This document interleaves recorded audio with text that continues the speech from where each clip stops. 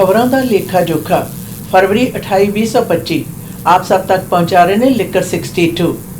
किसी भी प्रकार का समागम है, घर च ब्याह शादी है, पार्टी है, तो उसके लिए लिकर वाइन ते बीयर खरीदण दे लिए लिकर 62 के उत्ते पधारो।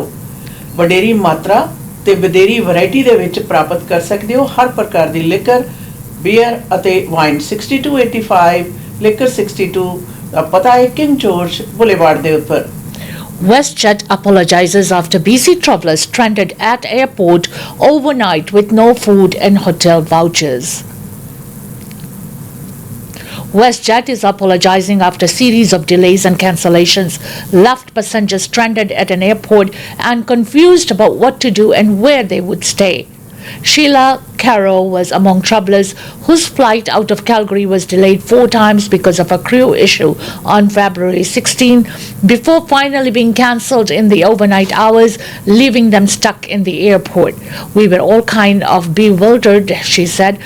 "There were a lot of elderly people there too." She says they were told to collect their baggage and they'd be met by airline representatives with hotel and food vouchers and details on rebooking. Except Caro says there was no one there. "We find our way to baggage.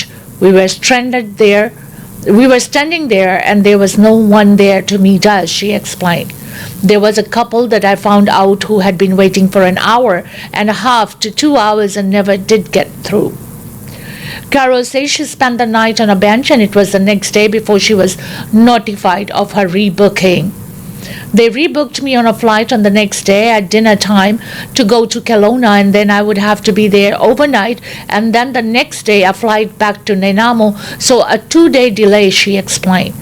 She had a few others booked flights on another airline, spending more than $700 for which they've been promised reimbursement. WestJet is apologizing, blaming a crew issue for the cancellation. "We sincerely apologize to guests traveling to WS3299 for the inconvenience they experienced on their travels from Regina via Calgary to Nanaimo," the airline said in a statement. "We can confirm that WS3299 was initially cancelled due to unscheduled maintenance which was required for safety. The cancellation ultimately had downline impact on the Calgary to Nanaimo flight WS3103 as the same crew was to operate that section. Unfortunately, due to the timing of the cancellation after midnight, this standard automatic process was not able to email food and accommodation vouchers."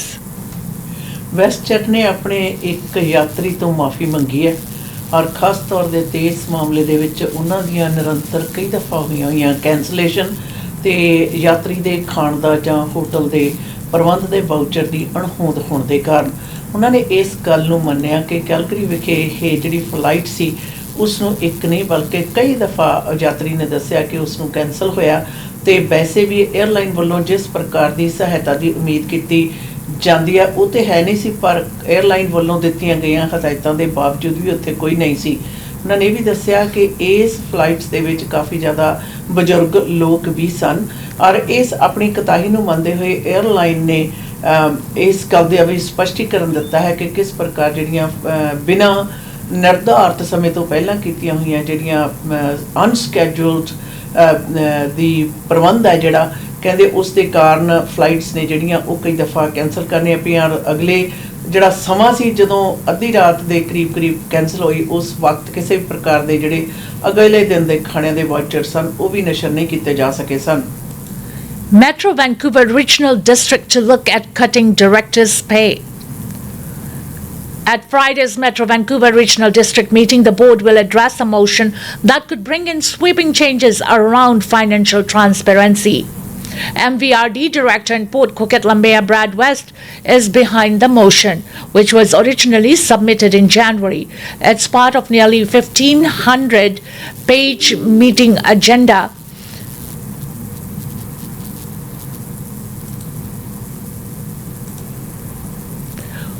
West says on Friday morning that his proposal focused on the remuneration bylaw.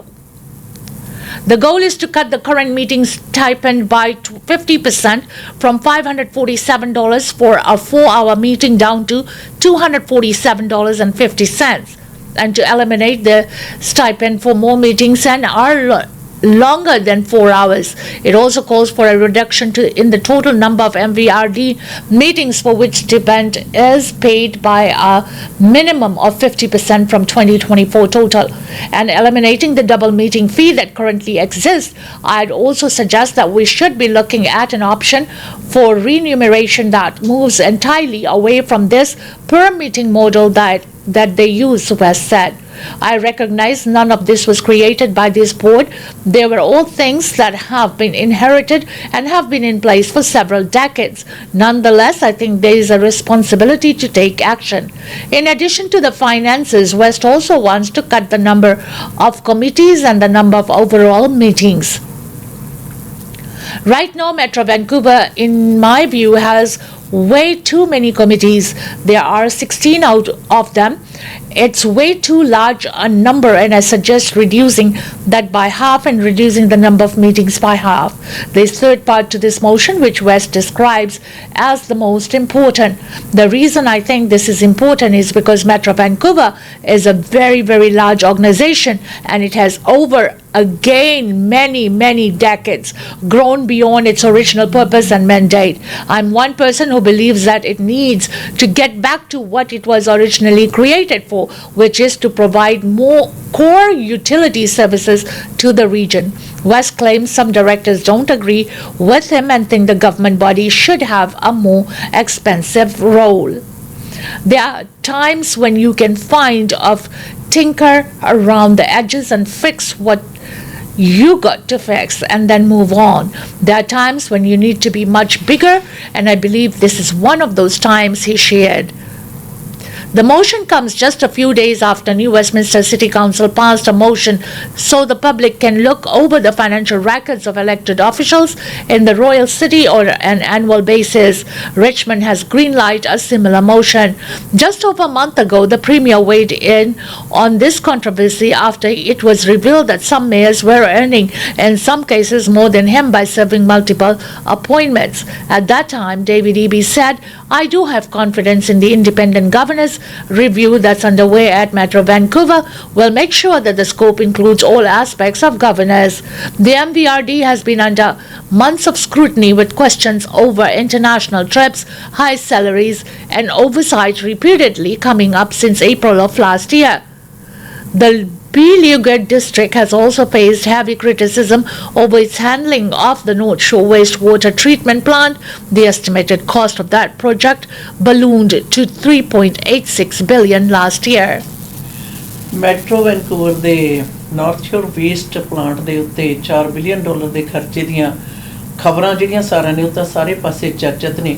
ਔਰ ਹੁਣ ਕੋਕਟਲਮ ਦੇ mayor West ਨੇ ਇਸ ਗੱਲ ਦੇ ਲਈ motion ਲਿਆਂਦੀ ਹੈ, ਅੱਜ ਖਾਸ ਤੌਰ ਦੇ ਉੱਤੇ ਉਹਨਾਂ ਨੇ ਪੇਸ਼ ਕੀਤੀ ਹੈ ਔਰ ਸਲਾਹ ਵੀ ਲੋਕਾਂ ਦੀ ਮੰਗੀ ਹੈ ਕਿ ਕਿਸ ਪ੍ਰਕਾਰ ਮੈਟਰੋ ਵੈਨਕੂਵਰ ਦੀਆਂ ਹੋਣ ਵਾਲੀਆਂ ਜਿਹੜੀਆਂ ਮੀਟਿੰਗਸ ਨੇ ਉਹਨਾਂ ਦੇ ਵਿੱਚ ਸ਼ਿਰਕਤ ਕਰਨ ਲਈ ਜਿਹੜੇ $547 ਦਿੱਤੇ ਜਾਂਦੇ ਨੇ ਉਸ ਨੂੰ ਘਟਾ ਕੇ 50% ਕਰ ਦਿੱਤੇ ਜਾਣੇ ਚਾਹੀਦੇ ਨੇ, ਤੇ ਨਾਲੇ ਮੀਟਿੰਗਸ ਦੀ ਜਿਹੜੀ ਗਿਣਤੀ ਆ ਉਸ ਨੂੰ ਵੀ ਜਿਹੜੀ ਅੱਧੀ ਗਿਣਤੀ ਦੇ ਵਿੱਚ ਕਰ ਦੇਣਾ ਚਾਹੀਦਾ ਹੈ। ਔਰ ਉਹਨਾਂ ਦਾ ਕਹਿਣਾ ਹੈ ਕਿ ਇਸ ਦੇ ਉੱਤੇ ਮੈਟਰੋ ਵੈਨਕੂਵਰ ਦੇ ਹੱਦ ਤੋਂ ਵੱਧ ਜਿਹੜੇ ਖਰਚੇ ਨੇ ਉਹ ਆਪਣਾ ਅਸਲ ਜਿਹੜਾ ਪਰਪਸ ਹੈ ਉਸ ਤੋਂ ਕਿਤੇ ਦੂਰ ਨੇ। ਔਰ ਉਹਨਾਂ ਦਾ ਇਹ ਵੀ ਕਹਿਣਾ ਹੈ ਕਿ ਆਏ ਹੋਏ ਜਿਹੜੇ ਤਰੁੱਟੀਆਂ ਨੇ ਉਹਨਾਂ ਦੇ ਵਿੱਚ ਸੁਧਾਰ ਹੈ ਜਿਹੜਾ ਲਾਜ਼ਮੀ ਹੈ ਤਾਂ ਕਿ ਮੈਟਰੋ ਵੈਨਕੂਵਰ ਦਾ ਜਿਹੜਾ ਅਸਲੀ ਉਦੇਸ਼ ਸੀ ਉਸ ਨੂੰ ਪੂਰਾ ਕੀਤਾ ਜਾ ਸਕੇ। Audit finds no coordination on the implementation of BC childcare promises. The number of childcare spaces in BC has been growing for the past few years, which is great for parents and their kids. But an audit says the government hasn't done the work to ensure health authorities license these new spaces, investigate them, and make sure they are following the rules. We found that the Ministry of Education and Childcare had not worked effectively with its health partners to see that childcare licensing capacity has increased. To support the growth of the childcare spaces, said Sheila Dodds, Acting Auditor General of BC. Dodd said the ministry did not document its expectations, establish timelines of targets, or clarify how it would secure funding to expand capacity at health authorities like Vancouver Coastal Health, which is responsible for licensing childcare spaces. In a statement, Minister Lisa Biares says that licensed childcare spaces have grown to over 159,000 since 2018. But Sharon Gregson, spokesperson with a $10 a day childcare campaign, says licensing offices are critical to making those spaces available. Parents on waiting list could be waiting much longer than necessary if the regional health authorities don't have the capacity, the licensing officers, to actually get those new spaces open, Gregson said. This report today from the Auditor General is one more indicator that government has told on this file is not thinking systemically about the childcare system that families need to rely on, that gives kids quality, that respects educators as professionals, and that supports the economy so that parents can go to work, she added. In a statement, BRS said she appreciates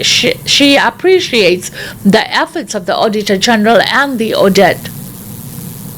It is crucial that families know their childcare center is a safe place for children to grow and learn, BRA stated.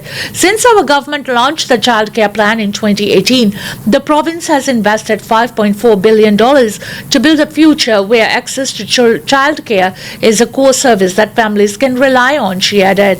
The Ministry of Education and Childcare has accepted all recommendations. We are working with the Ministry of Health to ensure health authorities who oversee childcare licensing can keep up with the demand of new and existing licensed childcare spaces. I'm committed to ensuring that the families who are attending any of the over 159,000 licensed childcare spaces in BC have the peace of knowing that the childcare centers meets licensing regulations, is regularly monitored, and any issues are quick corrected. The Auditor General also investigated Vancouver Coastal Health as part of the report, and the Health Authority agreed to recommendations as well. Auditor General ने child care ਦੇ programme ਦੇ ਮੁਤਲਕ ਕੀਤੀ ਹੋਈ audit ਨੂੰ ਦੇ ਉੱਤੇ ਸਹੀ ਪਾ ਦਿੱਤੀ ਹੈ ਔਰ ਯਾਦ ਰਹੇ ਤਕਰੀਬਨ BC ਦੇ ਵਿੱਚ 1,59,000 ਇਸ ਤਰ੍ਹਾਂ ਦੇ ਕੇਂਦਰ ਹਨ ਜਿੱਥੇ ਕਿ $10 ਪਰ ਡੇ ਚਾਈਲਡ ਕੇਅਰ ਦਾ ਜਿਹੜਾ ਪ੍ਰੋਗਰਾਮ ਹੈ ਉਹ ਚੱਲਦਾ ਹੈ ਜਿਸ ਦੇ ਉੱਤੇ ਕਿ ਸਰਕਾਰ ਨੇ ਬਿਲੀਅਨਸ ਆਫ ਡਾਲਰਸ ਨੇ ਜਿਹੜੇ ਖਰਚੇ ਨੇ 2018 ਦੇ ਵਿੱਚ ਸ਼ੁਰੂ ਹੋਇਆ ਸੀ ਪਰ ਇਸ ਦੇ ਵਿੱਚ ਨਾਲ ਦੀ ਨਾਲ ਇਸ ਗੱਲ ਨੂੰ ਵੀ ਪੁਖਤਾ ਕੀਤਾ ਗਿਆ ਕਿ ਜਦੋਂ ਬੱਚਾ ਚਾਈਲਡ ਕੇਅਰ ਦੇ ਵਿੱਚ ਹੈ ਤਾਂ ਉਸ ਨੂੰ ਹਰ ਪ੍ਰਕਾਰ ਦਾ ਜਿਹੜਾ ਸੁਰੱਖਿਅਤ ਵਾਤਾਵਰਣ ਤੇ ਨਾਲ ਦੀ ਨਾਲ ਇਸ ਗੱਲ ਦਾ ਵੀ ਖੁਲਾਸਾ ਹੋਇਆ ਕਿ ਚਾਈਲਡ ਕੇਅਰ ਸੈਂਟਰਸ ਤੇ ਚਲਾਉਣ ਵਾਲੇ ਜੋ ਹਨ ਉਹਨਾਂ ਨੂੰ ਜਿਸ ਮੰਤਰਾਲੇ ਔਰ ਵਿਭਾਗ ਵੱਲੋਂ ਨਿਰਧਾਰਿਤ ਕੀਤਾ ਜਾਂਦਾ ਹੈ ਚੁਣਿਆ ਜਾਂਦਾ ਹੈ ਉਸ ਦੀ ਵੀ ਜਿਹੜੀ ਛਾਣਬੀਣ ਹੈ ਉਹ ਵੀ ਆਡੀਟਰ ਜਨਰਲ ਵੱਲੋਂ ਕੀਤੀ ਗਈ ਹੈ ਪਰ ਇਸ ਗੱਲ ਦਾ ਖੁਲਾਸਾ ਕੀਤਾ ਗਿਆ ਕਿ ਅਜੇ ਤੱਕ ਕਿਸੇ ਵੀ ਪ੍ਰਕਾਰ ਦੀਆਂ ਜਿਹੜੀਆਂ ਕਤਾਈਆਂ ਨੇ ਉਹਨਾਂ ਨੂੰ ਪਾਇਆ ਨਹੀਂ ਗਿਆ ਯਾਦ ਰਹੇ ਚਾਈਲਡ ਕੇਅਰ $10 ਚਾਈਲਡ ਕੇਅਰ ਦੇ ਪਿੱਛੇ ਮਨਸ਼ਾ ਇਹ ਹੈ ਕਿ ਕੋ ਪਰਿਵਾਰ ਜਿਹੜੇ ਕਿ ਜਿਨ੍ਹਾਂ ਦੇ ਬੱਚੇ ਨੇ ਉਹ ਚਾਈਲਡ ਕੇਅਰ ਦੇ ਬੱਚਿਆਂ ਨੂੰ ਚਾਈਲਡ ਕੇਅਰ ਦੇ ਅੰਤਰਗਤ ਬੱਚਿਆਂ ਨੂੰ ਛੱਡ ਕੇ ਸੁਰਖਰੂ ਹੋ ਕੇ ਆਪਣਾ ਕੰਮ ਕਰ ਸਕਣ ਤਾਂ ਕਿ ਸੂਬੇ ਦੀ ਆਰਥਿਕਤਾ ਦੇ ਵਿੱਚ ਆਪਣਾ ਵਡੇਰਾ ਹਿੱਸਾ ਪਾ ਸਕਣ Joint child porn investigation leads to first of its kind sentence in Canada. For the first time ever, an East Ottawa man was handed down a sentence that would see him pay restitution to a child in the Philippines. A joint case by Ottawa Police, the RCMP, and the U.S. Homeland Security led officials to charge Brent McMullen, 57, of Ottawa with multiple child pornography offenses. Police said they arrested McMullen and charged him in early September in a case they have been working on since 2022. On January 31st, he pleaded guilty to sexual interference and make child pornography and received a jail sentence of just over 6 years, a police press release read. He is also required to pay restitution to the child victim in the Philippines. This is the first time such a sentence has been handed down in Canada, officials note. Ottawa police said the investigation was possible due to help from other agencies involved, the Canadian Centre of Child Protection and the Crown Attorney assigned to the case. Ottawa ਵਿਖੇ ਇੱਕ pornography ਦੇ ਸੰਬੰਧ child pornography ਦੇ ਸੰਬੰਧ ਵਿੱਚ ਇੱਕ ਵਿਅਕਤੀ ਨੂੰ ਸਿਰਫ ਸਜ਼ਾ ਹੀ ਨਹੀਂ ਬਲਕਿ ਮਿਲੀ, ਬਲਕਿ ਫਿਲੀਪੀਨ ਦੇ ਵਿੱਚ ਪੀੜਤ ਜਿਹੜਾ ਵਿਅਕਤੀ ਹੈ ਉਸ ਨੂੰ ਇਸ ਦਾ ਮੁਆਵਜ਼ਾ ਦੇਣ ਦੀ ਵੀ ਸਜ਼ਾ ਦਿੱਤੀ ਗਈ ਹੈ। ਯਾਦ ਰਹੇ ਕੈਨੇਡਾ ਦੇ ਵਿੱਚ ਇਹ ਪਹਿਲਾ ਕੇਸ ਹੈ ਜਿਸ ਦੇ ਵਿੱਚ ਕਿ ਦੂਰ ਵਸਿੰਦਾ ਜਿਹੜਾ ਵਿਕਟਮ ਹੈ ਉਸ ਨੂੰ ਮੁਆਵਜ਼ਾ ਦੇਣ ਦੀ ਜਿਹੜੀ ਸਜ਼ਾ ਹੈ ਉਹ ਸੁਣਾਈ ਗਈ ਹੈ। Trump calls Freeland a whack and Poliver not a MAGA guy as tariff treat looms. US President Donald Trump is weighing in on domestic Canadian politics as his deadline to impose deep tariffs on Canada inches closer. In an interview, The Spectator, Trump called Liberal leadership candidate Chrystia Freeland terrible and a whack and claimed credit for her resignation as finance minister. Trump also remarked on Conservative leader Poliver, saying that his biggest problem is he's not a MAGA guy.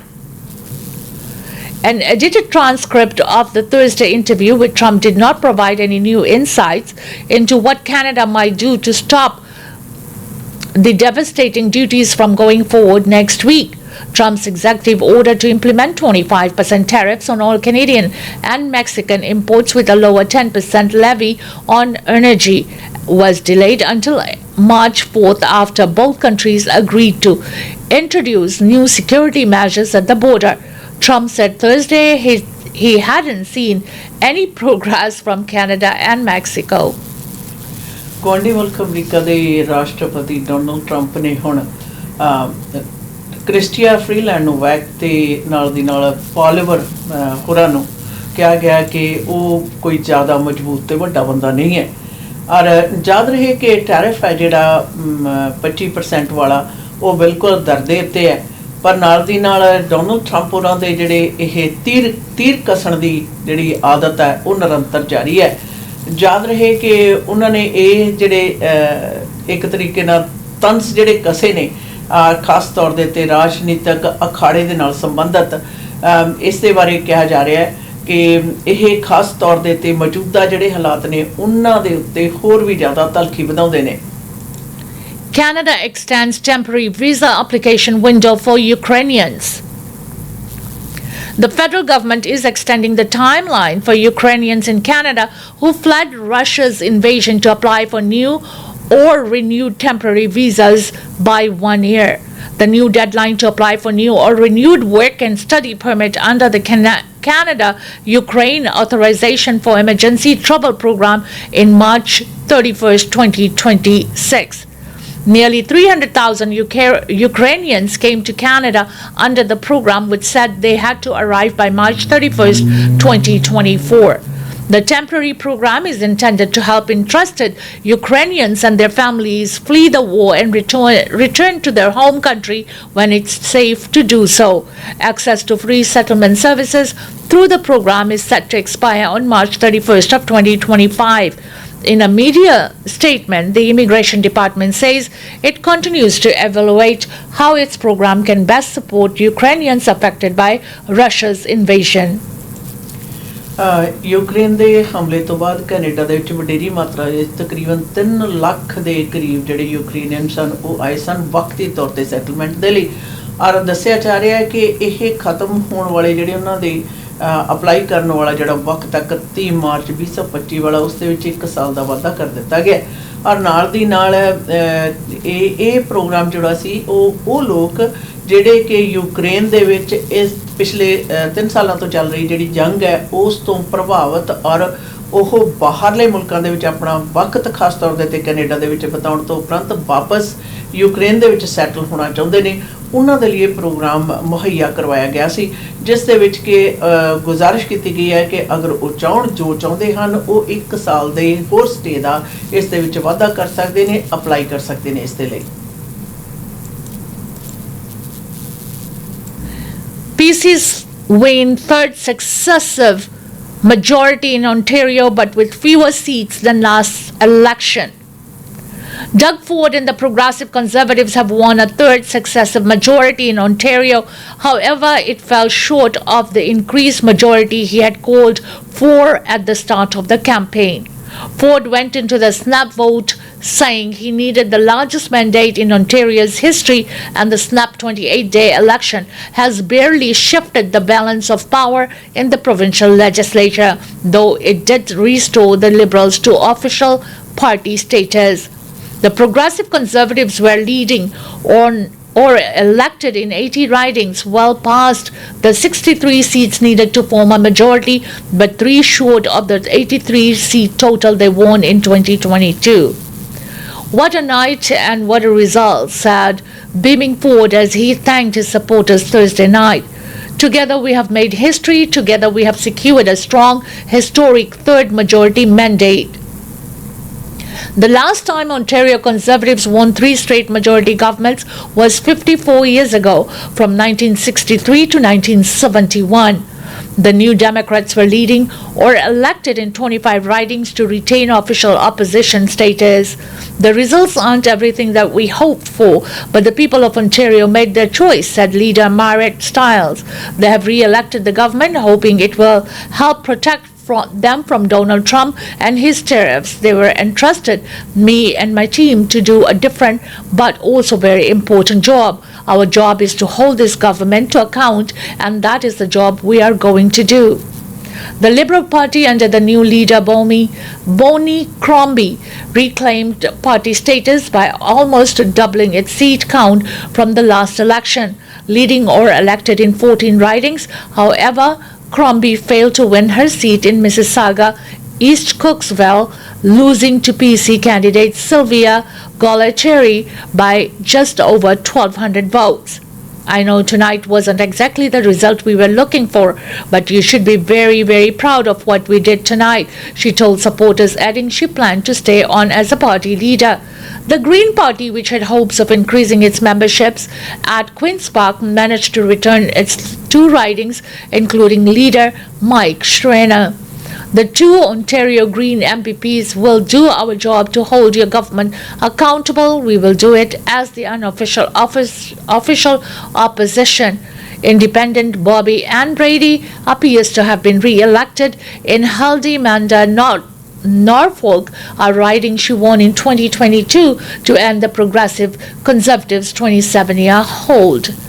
Ford called the snap election more than a year early, positioning himself as the best person to deal with the looming threats of tariffs from U.S. President Donald Trump. The other 3 majority party leaders said this election was unnecessary, in part because Ford already had a large majority government with well over a year left in its mandate.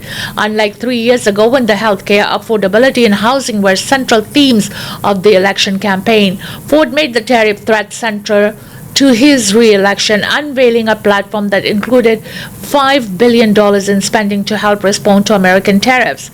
In addition, he also proposed spending $10 billion to support employers through a tax deferral, up to $3 billion more in payroll and premium relief, up to $40 million for municipalities hard hit by tariff, and up to $120 million to increase bars and restaurants' wholesale alcohol discount.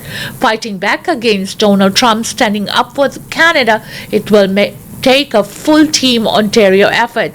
It will take full team Canada effort, said Ford.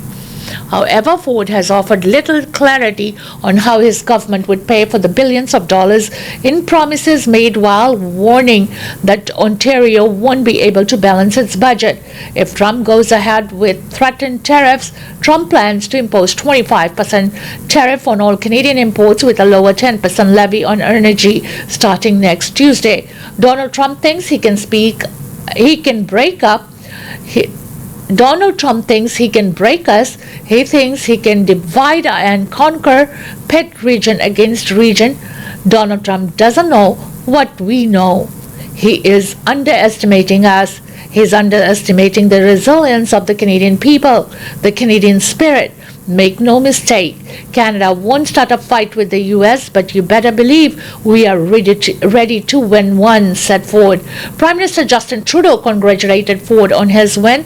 At this crucial time, we must work together to defend Canadian interests, protect workers and businesses, and grow our economy.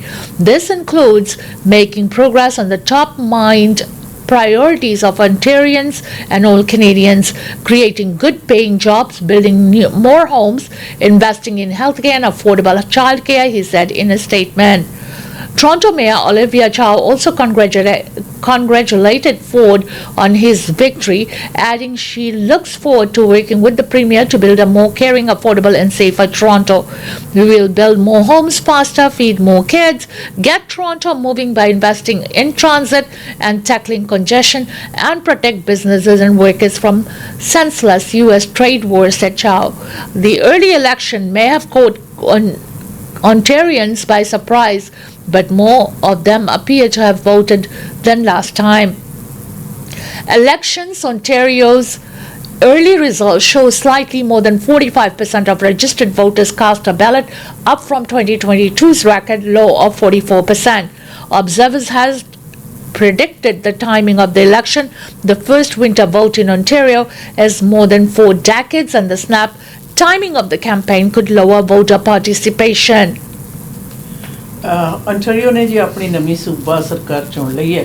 ਤੀਜੀ ਵਾਰੀ ਪੀਸੀ ਨੂੰ ਜਿਹੜੀ majority ਦੀ ਸਰਕਾਰ ਚੁਣਨ ਦਾ ਮੌਕਾ ਮਿਲਿਆ, ਜਿਹੜਾ ਕਿ ਆਪਣੇ ਆਪ ਦੇ ਵਿੱਚ ਇਤਿਹਾਸ ਔਰ ਮੁੱਖ ਮੰਤਰੀ ਡਗ ਫੋਰਡੀ ਨੇ, ਔਰ ਉਹਨਾਂ ਨੇ ਇਸ ਮੌਕੇ ਦੇ ਉੱਤੇ ਜਿੱਥੇ ਆਪਣੇ ਸਾਰੀ ਦੀ ਸਾਰੀ ਟੀਮ ਤੇ ਲੋਕਾਂ ਦੀ ਸਪੋਰਟ ਨੂੰ ਜਿਹੜੀ ਧੰਨਵਾਦ ਕੀਤਾ, ਉੱਥੇ ਨਾਲ ਦੀ ਨਾਲ ਇਹ ਵੀ ਕਹਿਣਾ ਬਣਦਾ ਹੈ ਕਿ ਤਕਰੀਬਨ 1 ਸਾਲ ਪਹਿਲਾਂ ਨਿਰਧਾਰਤ ਦਿਨ ਤੋਂ ਐਲਾਨ ਕੀਤੀ ਹੋਈ ਜਿਹੜੀ ਇਲੈਕਸ਼ਨ ਹੈ, ਉਸ ਦੇ ਵਿੱਚ 28 ਦਿਨਾਂ ਦੇ ਵਿੱਚ ਉਹਨਾਂ ਨੇ ਲੋਕਾਂ ਦੇ ਨਾਲ ਇੱਕਸੁਰ ਹੋ ਕੇ ਮੌਜੂਦਾ ਹਾਲਾਤਾਂ ਨੂੰ ਮੁੱਖ ਮੁੱਦਾ ਬਣਾ ਕੇ ਇਸ ਇਲੈਕਸ਼ਨ ਦੇ ਵਿੱਚ ਜਿੱਤ ਪ੍ਰਾਪਤ ਕੀਤੀ ਹੈ। ਯਾਦ ਰਹੇ ਪਿਛਲੀ ਇਲੈਕਸ਼ਨ ਦੇ ਵਿੱਚ ਜਿੱਥੇ ਹੈਲਥ ਕੇਅਰ ਤੇ ਹਾਊਸਿੰਗ ਵਰਗੇ ਮੁੱਦੇ ਸਨ, ਇਸ ਇਲੈਕਸ਼ਨ ਦੇ ਵਿੱਚ ਅੰਟਰੀਓ ਦੀ ਇਲੈਕਸ਼ਨ ਦੇ ਵਿੱਚ ਖਾਸ ਤੌਰ ਤੇ ਗਵਾਂਢੀ ਮੁਲਕ ਦਾ ਟੈਰਿਫ ਦਾ ਜਿਹੜਾ ਮੁੱਦਾ ਸੀ, ਉਹ ਵੱਡੀ ਮਾਤਰਾ ਦੇ ਵਿੱਚ ਭਾਰੀ ਰਿਹਾ, ਔਰ ਜਿਸ ਦੇ ਨਾਲ ਪੀਸੀ ਨੇ ਆਪਣੀ ਸਰਕਾਰ ਬਣਾ ਲਈ ਹੈ, ਮੈਜੋਰਟੀ ਬਣਾ ਲਈ ਹੈ, ਪਰ ਪਿਛਲੀ ਵਾਰੀ ਨਾਲੋਂ ਜਿਹੜੀਆਂ ਸੀਟਾਂ ਨੇ ਉਹਨਾਂ ਪਾਸ ਘੱਟ ਰਹੀਆਂ। ਔਰ ਯਾਦ ਰਹੇ ਕਿ ਇਸ ਇਲੈਕਸ਼ਨ ਦੇ ਵਿੱਚ ਸਰਦੀ ਦੀ ਰੁੱਤ ਹੋਣ ਦੇ ਬਾਵਜੂਦ ਦੱਸਿਆ ਜਾ ਰਿਹਾ ਹੈ ਕਿ ਵੋਟ ਜਿਹੜੀ ਆ ਉਹ ਤਕਰੀਬਨ ਰਜਿਸਟਰਡ ਵੋਟਰਸ ਨੇ 45% ने इस सूबाई सरकार ਨੂੰ ਚੁਣਨ ਦੇ ਵਿੱਚ ਵੋਟ ਪਾਈ। इसी के साथ हमें दीजिएगा इजाजत खबरा द लेखा जोखा से। खबरा द लेखा जोखा was sponsored by Lekha 62। जी हाँ, कोई घर पे मेहमान आ रहे हैं, फ्रेंड्स गेट टुगेदर हो रहे, ज्वाइन कर रहे हैं कोई फंक्शन में, चाहे शादी ब्याह हो या एनी अदर इवेंट्स, याद रखें लिकर के लिए जिम्मेदारी दीजिए लेखा 62 को।